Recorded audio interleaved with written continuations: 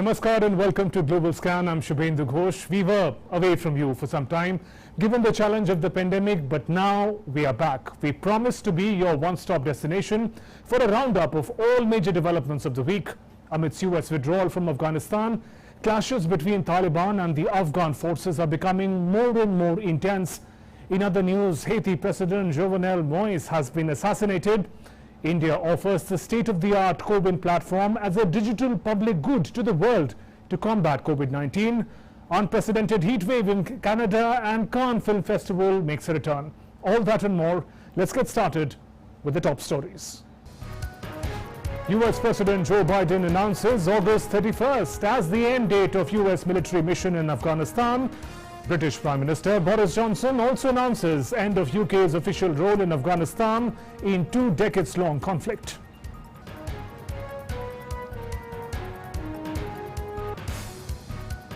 India's External Affairs Minister S. Jaishankar holds talks with his Russian counterpart Sergei Lavrov in Moscow.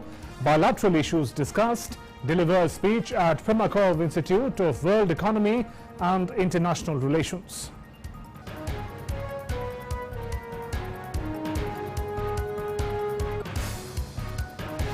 Major security concern in Haiti. President Jovenel Moïse shot dead at his private residence. Interim Prime Minister Claude Joseph declares a state of emergency. Assassination draws condemnation from United States and neighboring Latin American countries.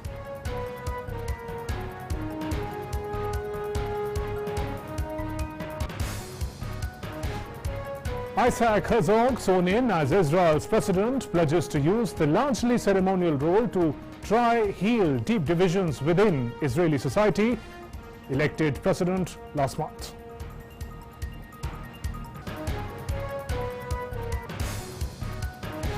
Euro 2020, England beat Denmark 2-1 in the semi-finals at Wembley Stadium to play against Italy in the finals.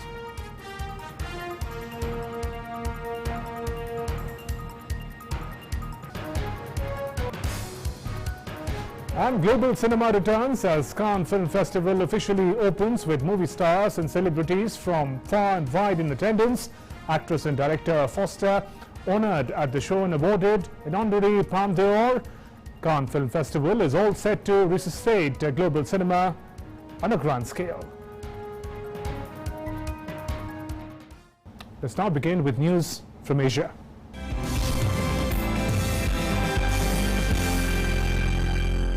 Taliban fighters on motorbikes roamed the provincial Afghan capital on Thursday after a day of heavy fighting which saw them storm the city. It has been the most brazen assault since United States stepped up its troop withdrawal.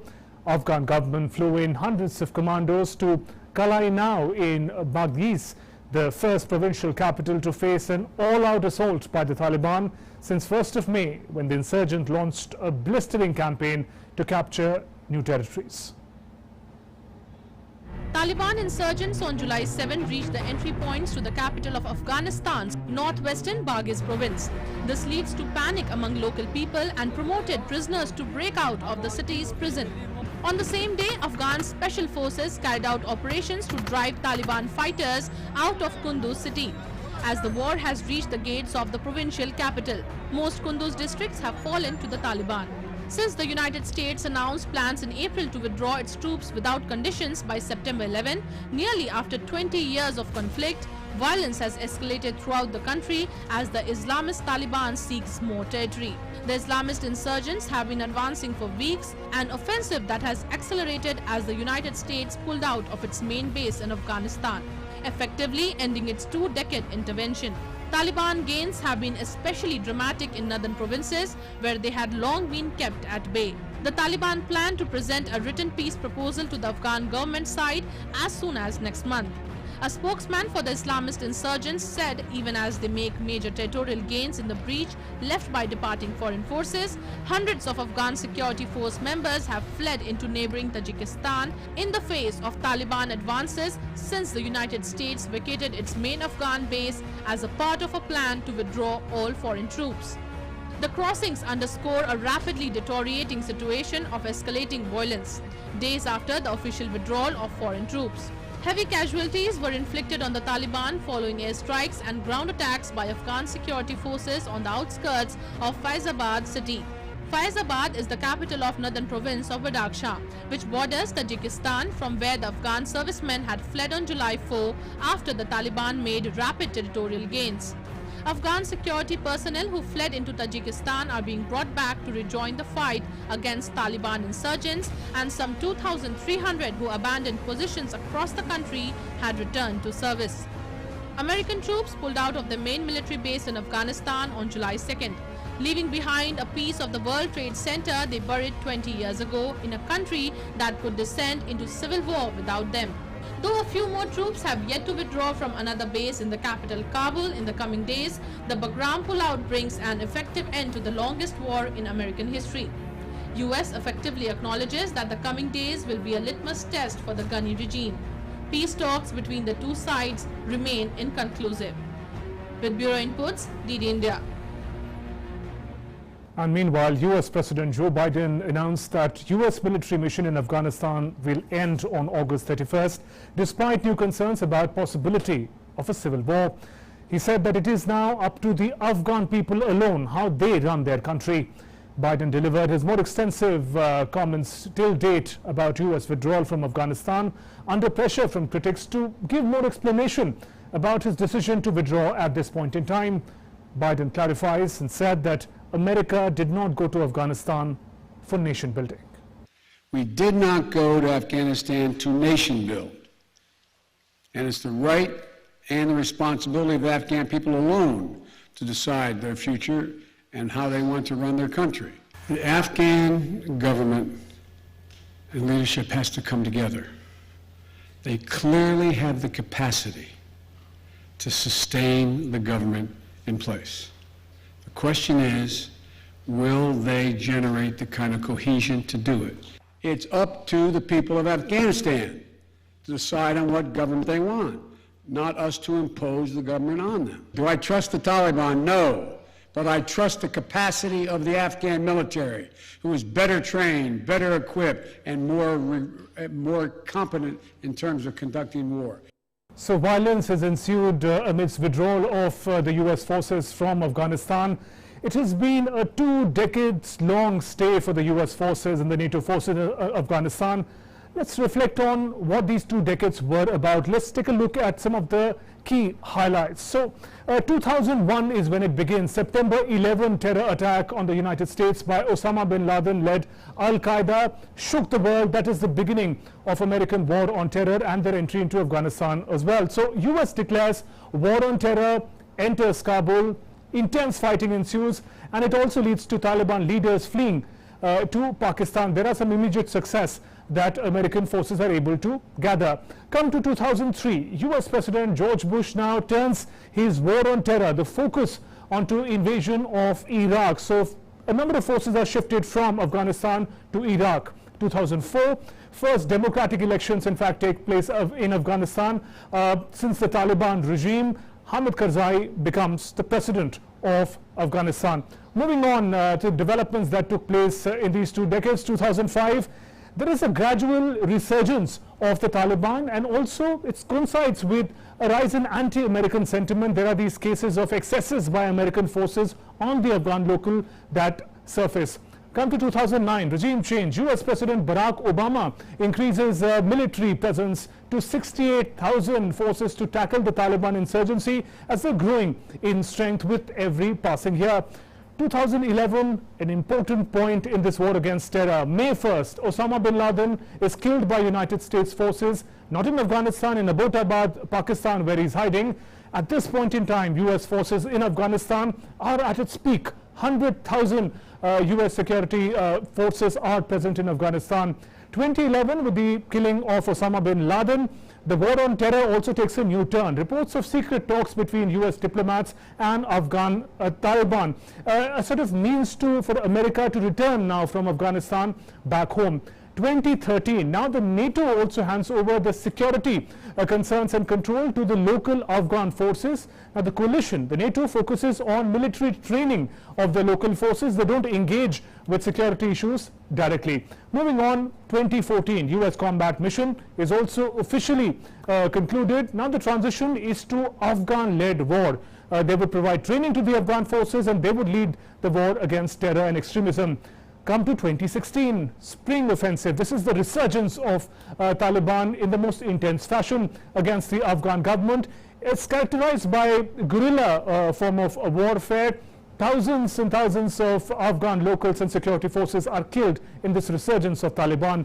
By 2017, there is a regime change in America again. US President Donald Trump now announces a strategy to push Taliban to negotiate peace with Afghan government. So there are possibilities now of Taliban emerging as a legitimate political heir in Afghanistan.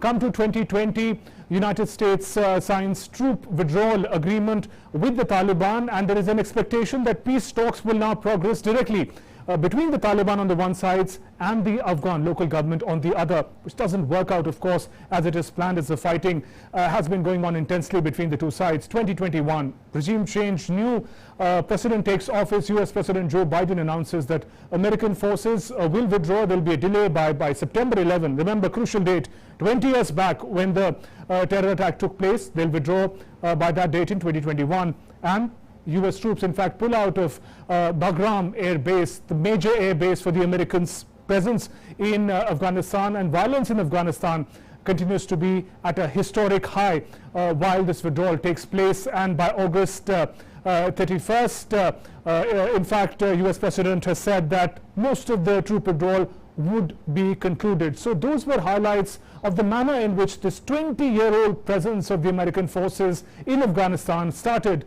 and is moving towards conclusion.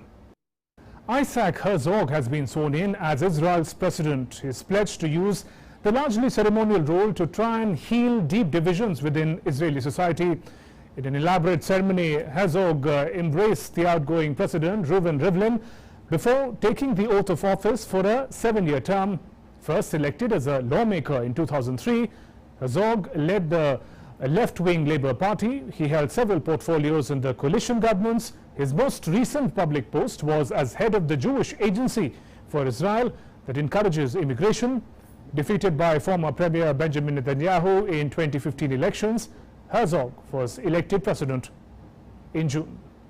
Moving on, in an exclusive interaction with DT India, Indian ambassador to the United States, Taranjot Sandhu, has said that there is a strong convergence between India and the US insofar as Quad and Indo-Pacific are concerned. This is a very significant area of our cooperation, and I think the first 100 days of Biden administration clearly demonstrate that. When President Biden came, despite all questions and all kinds of doubts, there has been strong convergence, as you said, for a free, open, inclusive Indo-Pacific. President Biden's first summit was the Quad Virtual Summit, and there have been several engagements by the new US administration with the Indo-Pacific region. The statements by President Biden, Secretary Blinken, the National Security Advisor, and other senior officials, they have repeatedly emphasized the importance of Indo-Pacific. And finally, the interim strategic guidance document that the United States has come out with, the only strategic document so far, very clearly underlines the importance of Indo-Pacific. And I must mention here that there is increased interest in the Indo-Pacific in Europe too, who are the traditional partners of US. And that actually signifies the convergence on the subject. And as I mentioned earlier, that the Quad Summit is expected to take place by end of the year. And this will take this cooperation forward. Now, a word about India's commitment to Indo-Pacific. You know, Prime Minister Modi has come out with what we call SAGAR, that is security and growth for all in the region. And our commitment and our vision is clearly reflected in that. This actually also fits into our Act East policy.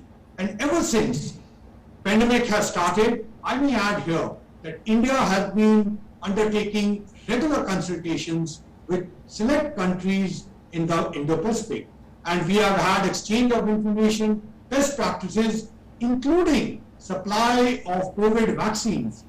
India's Prime Minister Narendra Modi offered state-of-the-art vaccine management platform CoWIN as a digital public good to the world to combat COVID-19.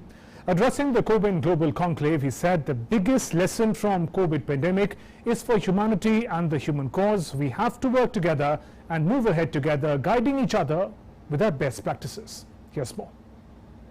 Technology is integral to our fight against COVID-19. We in India decided to adopt a completely digital approach while planning our vaccination strategy. CoWIN, this is the platform through which India has administered 350 million doses of COVID vaccines. India's massive nationwide COVID vaccination program has been logistically and technologically driven by the CoWIN platform. So much so that many countries have expressed a keen interest in using its software to manage their own vaccination drives. The Union Ministries of Health and External Affairs along with the National Health Authority organized a virtual CoWIN Global Conclave on Monday. The conclave shared India's CoWIN experience with interested parties across the world. Prime Minister Narendra Modi addressed the conference and highlighted India's abiding philosophy of seeing the world as one family. He announced the COVID platform being made open source and available to any and all countries of the world. Our technology platform for COVID vaccination, the platform we call CoWIN, is being prepared to be made open source. Soon, it will be available in any and all countries. A few days ago, we vaccinated about 9 million people in one day. They do not need to carry around fragile pieces of paper to prove anything. It is all available in digital format. But best of all, the software can be customized to any country as per their local requirements. The Prime Minister highlighted that fighting COVID requires the collective effort of all countries and that vaccinations form an integral part of this global effort. The CoWIN platform provides a digital record of vaccinations which would expedite normalcy in the post-pandemic globalized world. If the post-pandemic world has to return to normalcy, such a digital approach is essential. After all, people must be able to prove that they have been vaccinated. Given how precious is dose of the vaccines each, governments are also concerned about making sure that each dose is tracked and wastage is minimized. All of this is not possible without an end-to-end digital approach. Prime Minister Narendra Modi said India's inoculation drive has accelerated because of the completely digital approach in vaccination strategy. India has so far administered 350 million vaccine doses and the digital approach has helped track usage and minimize wastage of vaccines. The conclave included a technology session which explained the structure of the CoWIN platform and how it would be shared. Dr. Harshvardhan said that the pandemic had brought people closer, putting aside their differences. He pointed out that vaccinating a country of India's size is a huge task, made easier only by technology. CoWIN is the bedrock of India's vaccination drive that handles overall management of citizen registration, appointment scheduling, vaccinations and certification. The transparent system allows tracking of each dose of vaccine, monitoring of supplies at vaccination facilities to record the demand at a granular level. It has in fact enabled vaccine accessibility and inclusivity for all. The CoWIN platform has presented the world with unique technology. It is citizen-friendly, easy to use and helps vaccination centers and administrators alike manage operations on the ground. Importantly, it also prevents overcrowding because of specific appointments.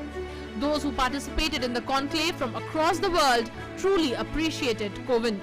We have been grappling with this challenge and searching for the right software, the proper hardware that can work in less than robust situations.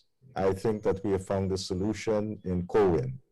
The IT solution will certainly help us to embrace and to enhance our fight against COVID-19 here in Guyana and in the larger Caribbean.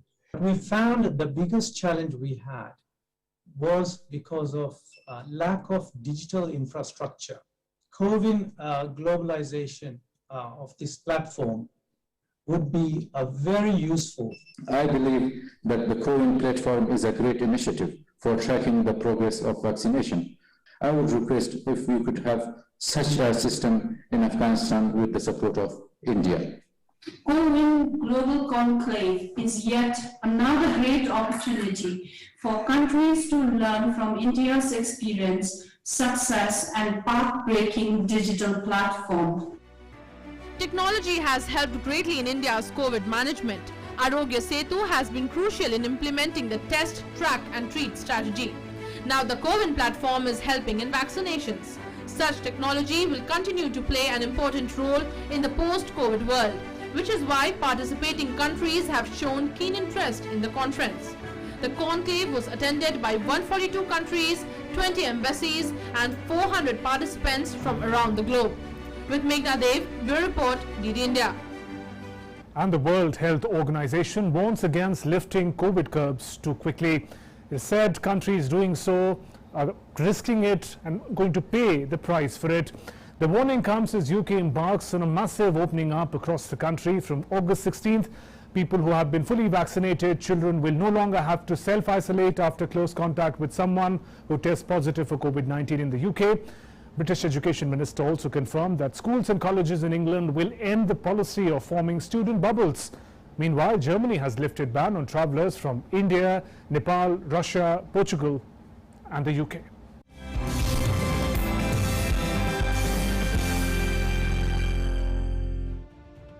As the United States and many parts of Europe ease social distancing restrictions, the WHO's head of emergencies program, Mike Ryan, warned that a new wave of COVID-19 infections could be coming. He warned that for a lot of the world, the pandemic could just be getting started. All of the countries of the Americas, we still have nearly 1 million cases a week. 1 million a week. You know, it isn't over. And the same in Europe. In the European region, we've 500,000 cases a week. It's not like this thing has gone away. Mike Ryan's warning comes amid renewed concern over the highly contagious Delta variant, which has now spread to about 100 countries. It has sparked a resurgence of cases across parts of Europe, Asia and the United States, in pockets where vaccination rates remain low. It's also driving a spike in Japan, casting a shroud over the Tokyo Olympics later this month. Leaders world over have now maintained that permanent lockdowns are not the solution, but the will to learn to live with COVID, well, it is the hard truth. No one is pretending the pandemic is gone. The pandemic is still very much there. We are still in a pandemic. Case numbers are high and they are going to get higher. So one of the things I said yesterday, currently we're seeing case numbers around 25,000 a day. I suspect they will be as high as 50,000 a day by the time this easing happens. But the difference is that this vaccine wall of defense, it is working, and the link between cases and hospitalization is severely weakened. The vaccine wall of defense will be the difference across nations and continents to be able to better their efforts in defeating new variants of COVID. After Slovenia assumed the European Union's rolling 6-month presidency, Janez Janša, Slovenian Prime Minister, said Europe should do whatever it can to prevent a fourth COVID-19 wave and prioritize the return to normalcy. We are facing an important task, an important challenge, namely how to make sure that recovery happens. how to make sure that the European Union becomes more resilient and better prepared for facing crises like the pandemic. We shouldn't wait for other people to get vaccinated in order for us to reach a significant vaccination coverage rate. We all have to contribute to it. German Chancellor Angela Merkel also stressed the importance of vaccinations amid a surge of the Delta variant in the country. Germany relaxed restrictions for travellers from UK and other countries. The decisions, effective from Wednesday, come after Merkel said on Friday that Britons who have had 2 COVID-19 vaccination shots would soon be able to travel to Germany without going into quarantine on arrival. Apart from the UK, India, Nepal, Portugal and Russia were no longer areas of variant concern, reducing travel restrictions for people arriving from these countries. Earlier on Monday, Prime Minister Boris Johnson set out plans to end social and economic COVID-19 restrictions in England in 2 weeks' time, a test of whether a rapid vaccine rollout offers enough protection from the highly contagious Delta variant. The new guidelines in Britain's final stage of lockdown set to come into effect on July 19th include mandatory wearing of face masks to be lifted, eliminating instructions to work from home, limits on how many people can meet socially will be eased. There will be no more limits on the number of guests at weddings and funerals. The rule of 6 inside private homes will be removed, and the 1 meter plus social distancing rule will also be lifted. On to Russia, the 5th worst hit country in the world now for the number of COVID-19 infections. Earlier on Friday, Russia decided not to impose a new lockdown despite reporting a record number of coronavirus deaths for the 4th day in a row. On Tuesday, Russia reported 737 coronavirus deaths, a national record of pandemic-related fatalities over a 24-hour period. In Moscow, the epicenter of Russia's outbreak, the Delta variant now accounts for 90% of new cases. Talking of Indonesia, which has one of Asia's most severe COVID-19 situation at present, with hospitals overstretched, oxygen supply problems, and a growing number of sick unable to receive medical attention. The island country reported 728 deaths from COVID-19 and more than 31,000 new infections on Tuesday, the highest daily jump in fatalities and confirmed cases. Well, the hard truth remains that the pandemic is not going to be over anytime soon. We all agree that we have to learn to live with it. But the way of how we leave this crisis behind is also linked to the question of trust. Trust in how we believe in good governance across nations and the world over. Bureau Report, DD India.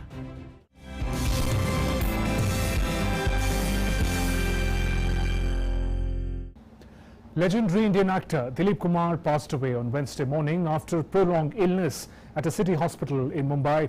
He was 98 years old, often hailed as one of the greatest actors of the subcontinent ever. Here's a look at his life and legacy.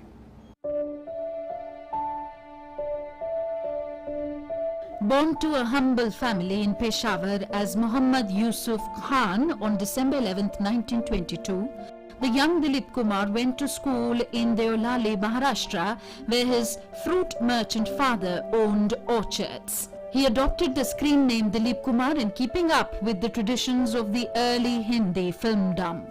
He debuted as an actor in the film Jawar Bhata, released in 1944, but it was Andaz in 1949 that catapulted him to fame. The prolific legend was part of comedies, dramas, romance and epic dramas. Some of his best-known films include Mela, Shaheed, Andaz, Aan, Daag, Devdas, Naya Daur, Madhumati, Azad, Mughal-e-Azam, Ganga Jamuna, Kranti, Karma, Ram Aur Sham, among others. Dilip Sahab, known to generations of filmgoers as Tragedy King for his portrayal of the brooding, intense romantic in classics such as Mughal-e-Azam, he ruled every young cinegoer's heart in independent India. Ever since Dilip Kumar's death announcement was announced in a tweet on his official account, tributes started pouring in from all quarters.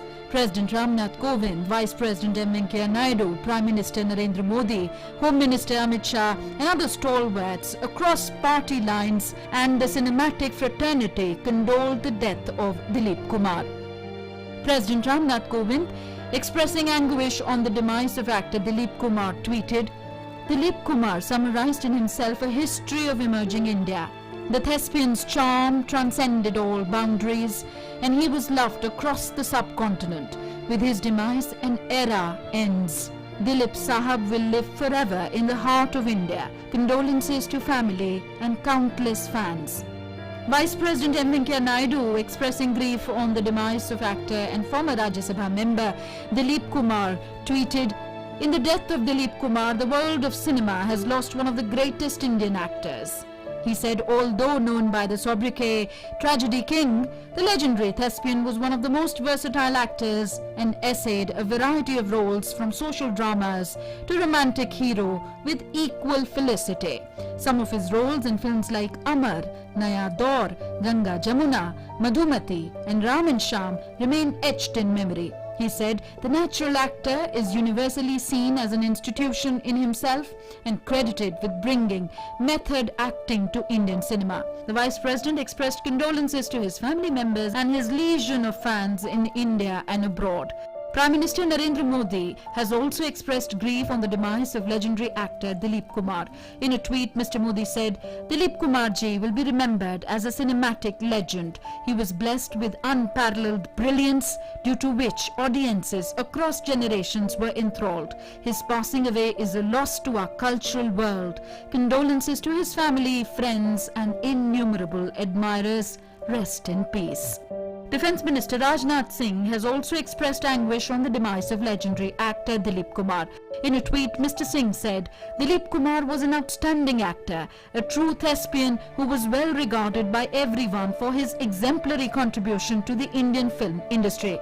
The minister said his performances in films like Ganga Jamuna touched a chord in millions of cinegoers. Mr. Singh said he had met Dilip Kumar in person when he went to Mumbai to present the Padma Vibhushan to him. He said it was a special moment for him to interact with the legendary actor.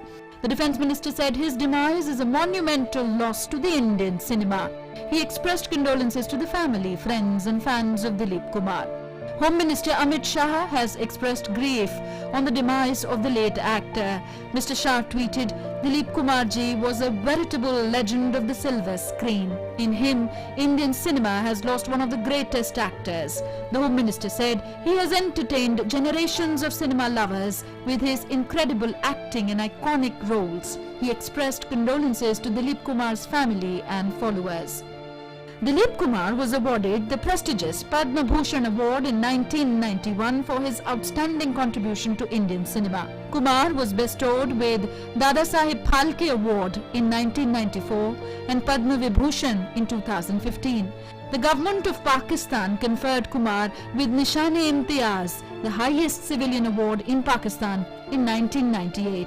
Described by Satyajit Ray as the ultimate method actor, Dilip Kumar's resume contains many of Indian cinema's landmark, genre-defining roles. The legend mesmerized his fans with his masterly acting and impeccable dialogue delivery to make a special place in the hearts of millions for his portrayal of the intense romantics such as Mughal-e-Azam and Devdas. The thespian embodied the best of India through his work and over 7 decades in public life. The legend of the Indian cinema was the last of the golden troika with Raj Kapoor and Dev Anand. Amitabh Bachchan, who co-starred with him in Shakti, said that an institution has gone. He tweeted, "Whenever the history of Indian cinema will be written, it shall always be before Dilip Kumar and after Dilip Kumar. My duas for peace of his soul and the strength to the family to bear this loss. Deeply saddened." Among the many who paid their tributes to the actor was Subhash Ghai, who worked with him in Karma and Saudagar, and Akshay Kumar, among others. Dilip Kumar, who died at the age of 98, was buried with state honours at the Juhu Cemetery in Mumbai's Santa Cruz on Wednesday evening. The funeral was relatively muted because of COVID-19 restrictions. Only family and close friends attended. Most of the actor's celebrity colleagues paid their last respects at his residence earlier on Wednesday. Even though Dilip Sahab is no more with us and the void he leaves behind can perhaps never be filled, but his splendid body of work, his acting prowess and versatility is an inspiration for future filmmakers and actors to learn from. Bureau Report, DD India.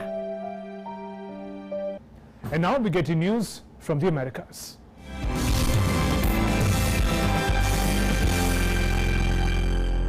Hundreds of casualties in Canada and America may have been caused by the historic, unprecedented heat wave that baked Canada's Western Territories and US Northwest and shattered all-time temperature records in usually temperate cities. Here's more in this report. Unprecedented heat wave has claimed dozens of lives in Canada and still no respite. Firefighters are busy extinguishing nearly 200 wildfires raging in Western Canada. Dozens of personnel arrived from across the country, including from Ontario and New Brunswick. There were 199 active fires raging across the Pacific province of British Columbia as of Monday afternoon, with 46 sparked in the last 2 days reportedly. 2/3 of them are considered out of control. Several of the wildfires have prompted evacuations, including in Lytton, where a fire that started on June 30th razed the town to the ground and caused 2 deaths. Over 710,000 lightning strikes were recorded in British Columbia and Western Alberta between 3 p.m. on June 30th and on July 1st, a 10-fold increase from an average 8,300 from the same period over the past 5 years, according to Chris Vagaskay, a meteorologist with Vaisala. Over 1,300 homes were ordered evacuated, and it was not known how many people were missing as of Friday, and so the Red Cross is running a phone line for family reunification. The Pacific province of British Columbia has been recovering from the grip of an unprecedented heat wave, which has so far caused 719 confirmed deaths, triple what would normally occur in the same time period. During the heat wave, the town of Lytton broke Canada's 80-plus-year-old heat record with a 49.6 degrees Celsius temperature. A forest fire that started on June 30th razed Lytton to the ground and caused 2 deaths. The cause of the fire was under investigation. A heat wave has even hit large parts of the US Pacific Northwest. The soaring temperatures are due to a dome of high pressure hovering over northwestern United States and Canada. This summer, the jet stream, a strong high-altitude wind, moved northwards and allowed the hot air coming from the south to accumulate under a kind of dome which remains blocked on the ground by the high pressures. Record temperatures have exceeded 49.5 degrees Celsius in Canada. Several hundred deaths and fires are to be deplored. The heat is being caused by an atmospheric blocking pattern, so it means that these very high temperatures are concentrated over one particular area. And normally you have the jet stream, which is this fast, high-moving belt of wind, which moves these weather systems on, and it's not happening this time. So we've got, it's almost like a pressure cooker effect. You've got very, very, very high heat. Experts say the heat waves that have descended on parts of the United States this year cannot be linked directly to climate change, but unusual weather patterns could become more common amid rising global temperatures. DD India. In a shocking development, Haiti President Jovenel Moïse has been assassinated. It's plunged the already impoverished, violence-racked nation deeper into chaos. The police has since killed 4 of his assailants. It has arrested 2 others. Moïse's wife, who was also shot at, has been rushed to the United States for treatment.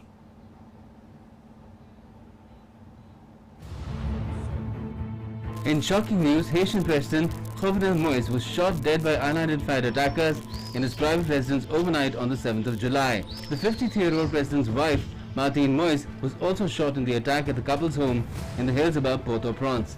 The first images after the assassination of Haitian president showed bullet casings on the ground and traces of gunshots on the walls outside his residence. After the incident, Interim Prime Minister Claude Joseph declared a state of emergency amid confusion over who would take over the reins of the country.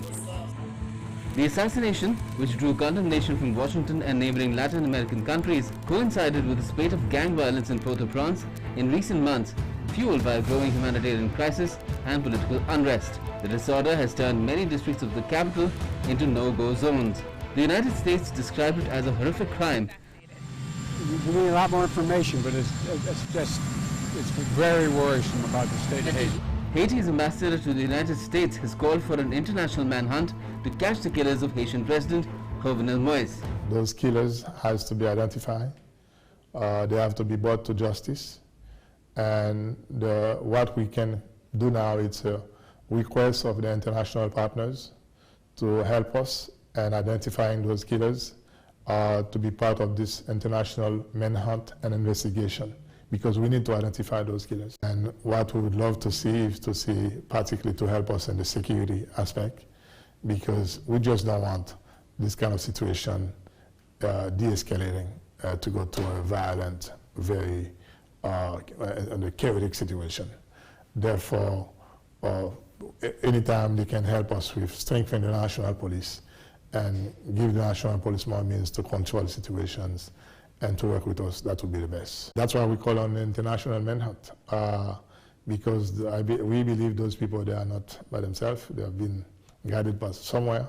So that's why we call on an international manhunt to make sure that those people are captured and, and brought to justice. But with Haiti politically polarized and facing growing hunger, fears of a breakdown in order are spreading. Haiti's security forces are locked in a fierce gun battle with assailants, plunging the already impoverished, violence-racked nation deeper into chaos. The police had killed 4 of the mercenaries and captured 2 more. The Dominican Republic closed its border with neighboring Haiti following the assassination of the Haitian president. Only returning nationals were permitted in the Dominican Republic, and security has been beefed up at the border. With Bureau Inputs, DD India. And now stories from a more intimate world around us, stories that move, stories that inspire. Let's see our next segment, Beyond Headlines. Wearing their safety goggles, hands clasped behind their backs, 25 contestants plunged face down into 9-inch pies and scarfed down the region's signature desert to participate in the World Key Lime Pie Eating Championship in Key West in Florida to mark America's Independence Day on the 4th of July. Seattle resident Nicholas Luera won the contest, finishing an entire pie in 2 minutes and 13.5 seconds. Key lime pie is made with condensed milk, egg yolk, key lime juice and a graham cracker crust. Because it is often served with layers of whipped cream on top, contestants have the option to wear goggles. They must, however, eat the pie without using their hands. Meet the 83-year-old Frenchman who visited every existing country. As André Bruguereau's wrinkled fingers hover over the world map laid out across his garden table in Boussy-Saint-Antoine, southeast of Paris, the 83-year-old Frenchman tells story after story of his travels. Over the course of a lifetime, the now retired globetrotter claims to have visited every existing country and territory. In total, 251 of them, according to his own count, including unrecognized states such as Somaliland or Tristan da Cunha Island, the most remote inhabited archipelago of the world. The adventurer first left France at the age of 17, after finishing catering studies to work as a waiter in Scotland. His travels would end up taking Bruguereau across Europe to Canada and from there around the world. His journey only came to a temporary end as dysentery forced him to return to France to heal. After that, Bruguereau kept on traveling every year until 2019, when he finally settled down as his age did not allow him to go on. The sculptor behind the new statue of Princess Diana says he hopes it would provide her sons comfort and solace. Britain's Prince William and Prince Harry commissioned the work in honor of their mother, who was killed in a Paris car crash in 1997. Speaking after Thursday's unveiling on what would have been Diana's 60th birthday, Ian Rank Broadley said the work was a collaborative effort between himself, the princess, and Princess Diana's family and friends. The princess commissioned the statue to mark Diana's legacy and life back in 2017, eventually selecting sculptor Rank Broadley, whose effigy of Queen Elizabeth has been used on British and Commonwealth coinage as its designer. An Austrian had the kind of morning that nightmares are made of on the 5th of July when a python slid through his drains and bit him while he was sitting on the toilet. The stunned 65-year-old in the city of Graz turned round shortly after 6 a.m. to see a roughly 1.6 meter, that's 5-foot albino reticulated python in the bowl. The snake, a constrictor native to Asia that can grow to more than 9 meters, that's 29 feet long, is thought to have escaped a neighbor's apartment unnoticed and slid into the toilet through the drains, though its exact route was still unclear, according to the police. A reptile expert contacted by the emergency services removed the snake from the toilet, cleaned it and returned it to its owner. Its victim was treated in hospital for minor injuries. Movie stars returned to the red carpet on Tuesday as the Cannes Film Festival came back after a year off. The glamorous event is the first major film festival to take place fully in person since the start of the pandemic. This year's opening film was Ben Sparks' musical Annette, starring Adam Driver and Marion Cotillard.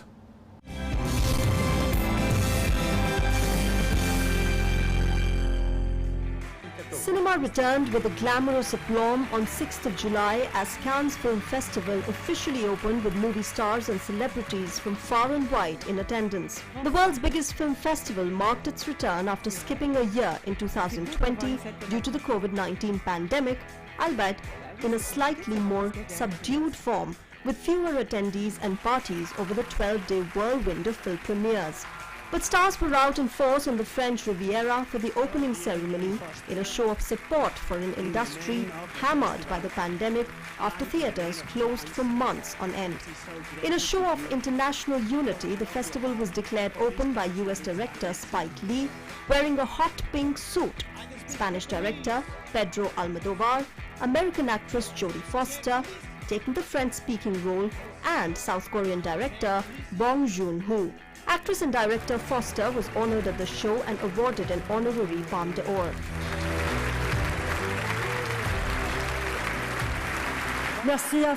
Thank you, a big thank you to everyone behind the Cannes Film Festival. Pierre Lescure, Thierry Frémaux, the audience, my friends in the audience, my wife Alexandra, my partner. It's truly a great honor to have been chosen to mark this unique moment in the history of the festival. It's been 45 years since my film Taxi Driver won the Palme d'Or, and I'm so grateful for this magic place which launched my career. It's with great love that I accept this honor, surrounded by my fellow actors. And what a beautiful evening it is. It's true. Following a unique year for human beings, and at the start of a year where, well, who knows, an unknown year. But even still, returning to this room to fill ourselves with cinema, and what I am proud of is being part of this community, and what I cannot wait to see is the future that we create together, always together. I thank you from the bottom of my heart. Thank you. Directed by French director Léos Carax, heady and highly theatrical Annette proved a fitting big screen pick for the cinema showcase after its 2020 edition was cancelled due to the COVID-19 pandemic. Annette will be released in the United States, United Kingdom, Spain, Poland and other countries in August and September. Russell and Ron gave me, I consider, a gift of Annette. There were 3 gifts actually. There was music, there was English language, which was my first language, although I have lost it a bit. And there was the fact that I didn't imagine it, they did, which is very liberating. And 3 things, the 3 things were liberating. I always wanted to make a film in English. I love English. Obviously, I only read in English. I don't read in French. The Cannes Film Festival retains a very French flavor and will this year showcase the latest outings by directors François Ozon and Jacques Audiard, as well as Catherine Corsini's The Divide, set in modern-day France against the backdrop of Yellow Vest anti-government demonstrations. The Cannes Film Festival will try to resuscitate global cinema on a grand scale. With Bureau Inputs, Global Scan Desk, DD India.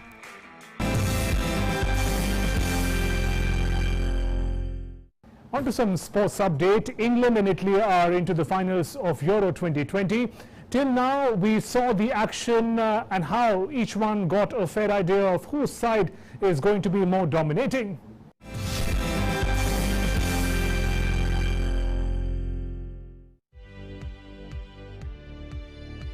England will hope to clinch a first major tournament triumph for 55 years when they face Italy on home soil in the Euro 2020 final at Wembley on Sunday night. Not since that famous extra-time success over West Germany in 1966 have the Three Lions even reached another showpiece, with painful near misses at the World Cups of 1990 and 2018, as well as familiar penalty attack at Euro 96. But Gareth Southgate has now led England into an exciting new era with young squad bursting with talent and depth and largely free of the burdens and heavy expectation of the past, with Captain Harry Kane's extra-time goal, the rebound from his own saved penalty, defeating Denmark in the semis after Simon Kjær's own goal cancelled out Mikhail Damsgaard's stunning free kick. Before that, there was the quarter-final thrashing of Ukraine in Rome, the historic last 16 defeat of Germany at Wembley, and efficient victories over Croatia and the Czech Republic that secured top spot in Group D. Now, in their first ever European Championship final, England battle a formidable Italy team that have plenty of momentum of their own after a hugely impressive campaign to this point. Italy head into Sunday's final unbeaten in 33 matches and have been gathering momentum throughout Euro 2020 since their opening win against Turkey. After overcoming Belgium, ranked number 1 in the world, the three-time European champions Spain in the knockout stage, they will fear no one. Their team includes veteran defender Giorgio Chiellini and Leonardo Bonucci, who have both impressed during the tournament. Sunday will be Azzurri's 10th major tournament final and their 4th European Championship final. Sports Desk, DD India.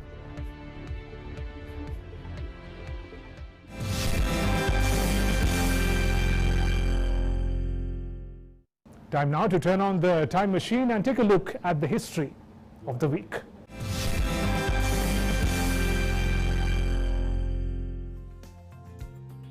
It was on July 5th in the year 2003 when the World Health Organization announced the person-to-person transmission of severe acute respiratory syndrome or SARS has ended. WHO declared that the global SARS outbreak was contained. The first case of SARS was reported in November 2002 in China, which soon spread to 29 countries, killing 775 people. The cases saw a resurgence in 2004. On the same day in the year 2016, NASA's Juno space probe entered the orbit of Jupiter, the largest planet in the solar system. According to NASA, Juno's primary goal is to reveal the story of Jupiter formation and evolution. On 6th of July in 1942, 13-year-old diarist Anne Frank and her family took refuge from the Nazis in a secret sealed-off area of a warehouse in Amsterdam. She lived in hiding for over 2 years before Nazis found out about her family in August 1944, and they were then sent to separate concentration camps. Anne's diary was published in 1947, in which she wrote about her experiences. On July 7th in the year 2005, London was rocked by one of the deadliest terror attacks in Britain. 4 suicide bombers killed 52 people on London transport system during morning rush hour. Scores of others were injured in the attack. It was on July 8th in the year 2000 that the story about a young wizard broke all previous records. The fourth book in the Harry Potter series, written by J.K. Rowling, was released with an initial print of 5.3 million copies, including 1.5 million in the United Kingdom and 3.8 million in the United States. On 9th of July in the year 2002, the African Union was launched by at least 40 of the continent's 53 presidents and monarchs. The bloc was founded on March 26 in 2001 in Ethiopia and was launched the next year on July 9th in South Africa. Global Scan Desk, DD India. And as we conclude this edition of Global Scan, we leave you with the images that stayed in news this week. Thanks for watching. Namaskar.